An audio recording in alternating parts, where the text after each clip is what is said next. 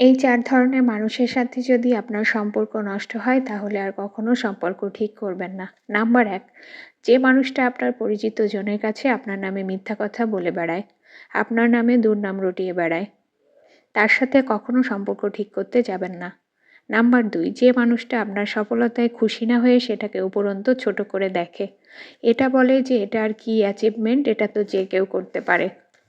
সেই মানুষটার সাথে সম্পর্ক ঠিক করার মতো ভুল আর দ্বিতীয়বার করবেন না। নাম্বার ৩, যে মানুষটা নিজের দোষ আপনার ঘাড়ে চাপিয়ে দিয়ে নিজেকে ভালো প্রমাণ করতে চায়, আপনাকে দোষী প্রমাণ করতে চায়, সেই মানুষটাকে আপনার অবশ্যই অ্যাভয়েড করতে হবে, কারণ সে মিথ্যাবাদী।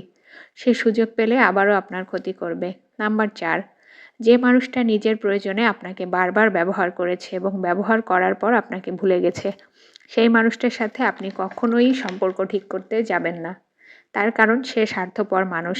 আপনি যখন বিপদে পড়বেন কখনোই তাকে খুঁজে পাবেন না। সো এই ৪ ধরনের মানুষের সাথে যদি আপনার সম্পর্ক নষ্ট হয়ে যায়, we should be thankful for this.